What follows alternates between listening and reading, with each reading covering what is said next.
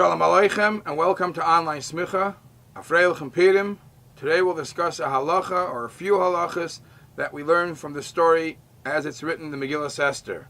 After Haman convinced Achashverosh to take his money and Rahman al to make the Gzeira against Klal Yisrael, so the pasuk says, Mordechai Yodas Kol Hashanasa.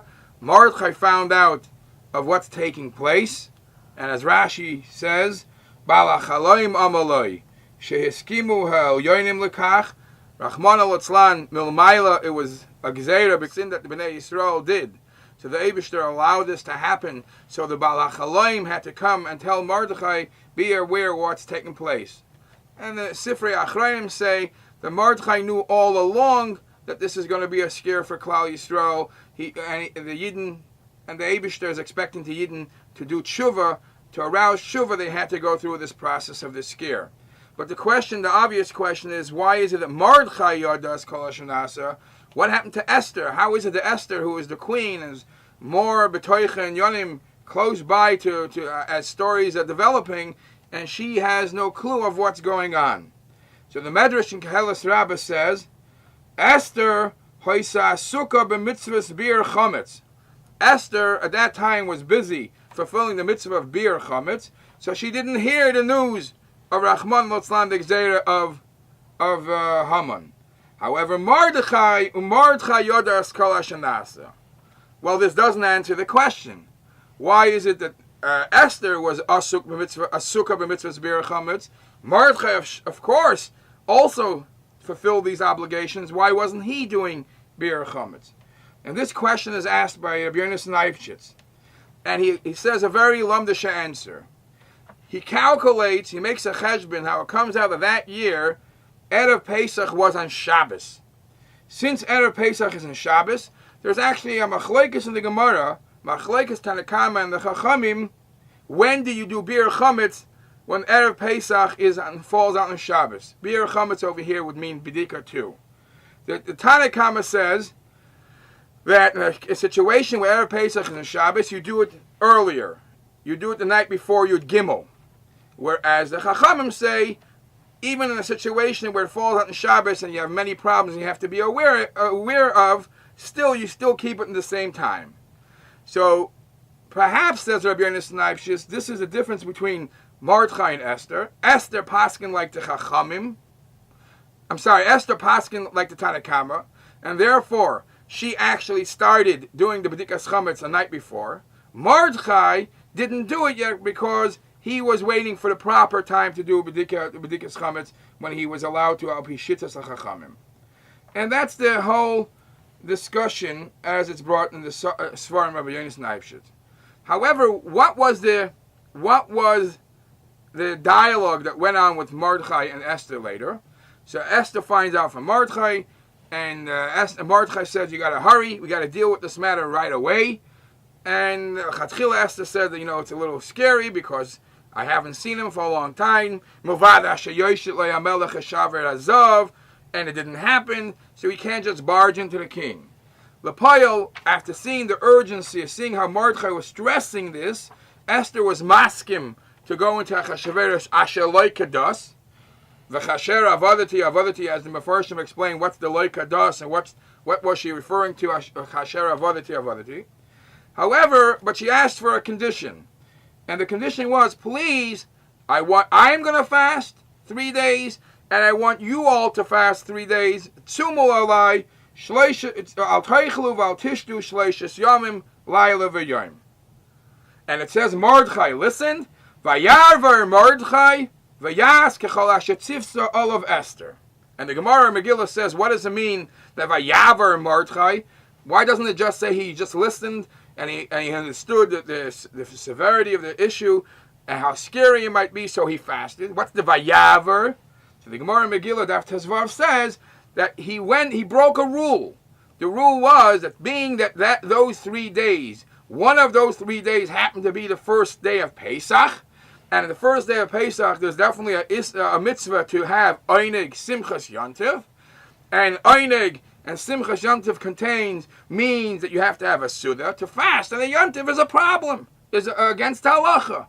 So Vayavar Mordechai broke the rule because of the situation and established a fast on the Yom Tov, which is typically would be against halacha. And there are two questions here. First of all, why are we putting such an emphasis on the fact that he fasted on Pesach? There's perhaps even a stronger question. If he fasted on Pesach, which is against Simcha and Einig, he obviously didn't eat matzah too. And matzah on the night of Pesach is a mitzvah say, even the Raisa Bizman Hazeh. It's greater than the chash of not having Simchas and Einig Yontif to this time, today's days, where there's no shlamim, and so on. So why isn't there such a fuss made about the mitzvah achilas matzah? And there are basically a couple of answers given to this. Answer number one is, based on what you see from the Targum Onkelos, we're not so sure that the tzoyim, the 3-day fast, was actually 3 continuous days and nights. There is a discussion, perhaps according to the Targum Onkelos says, and there's a Chilukei Midrashim, the fasts were only by day, and perhaps by night they were allowed to eat. The pasuk says shloishes yomim laila v'yom, so they interpret that sumu al toichlu al tishtu shloishes yomim, 3 days you can't eat and drink. But laila v'yom is referring to something else. It's referring to daven for us, daven for me day and night. So based on that, so matzah, the mitzvah of achilas matzah, which is meant to be eaten at night, so he did. The Yidden did fulfill the mitzvah of achilas matzah because there was no fast during the nighttime. The Aruch there, however, gives another answer. He says if you look at the shiurim of these 3 issues, the shear of inui means fasting, suffering. When you have to fast, at what point are you breaking that inui? The shear of how much you have to eat for matzah, and the shear for einig, you must probably find a way to dodge around all these shilas. Because the shear for inui, at what point have you broken the inui and you've not have inui, l'moshe and Yom Kippur, is a kaisevis. The shear of matzah, how much matzah a person has to eat on Pesach, it's a kazayis. Kazayis is a smaller shear than a kaisevis. Uvachein, it could still be considered a fast day, and concerning the fast that he pledged to take on behalf of Esther, he could still eat a kazayis of matzah and fulfill the mitzvah of achilas matzah, which is below the shear of a kaisevis, and it won't affect the fact that it will still be considered a fast day. However, simchas Yom Tov, to affect that you have real simcha, the halach is you have to eat kabeya. Kabeya is even more than a kaseves. So therefore, the Simchas Yom Tov is a direct contradiction to Inui. So what does the Megillah say? Va'al toichlu va'al tishtu, and achila is usually b'kaseves. Achila is a kazayis, and if it's a kazayis, it seems to be a smaller shear. So the Aruch there says, achila b'kazayis is a shear min ha-Torah. That's what the way the Torah describes achila, it's bekazayis. It's shiru bekazayis. But over here we're talking about Megilat Esther. Nevi'im, achila is bekaiseves. Another answer which is given is that perhaps they ate the matzah shaloi kederech achilasa. When you eat shaloi kederech achilasa, legabe mitzvah achilas matzah yu yaitza. But legabe the fact that you break a fast or not, that's not considered eating enough to consider it not a fast day.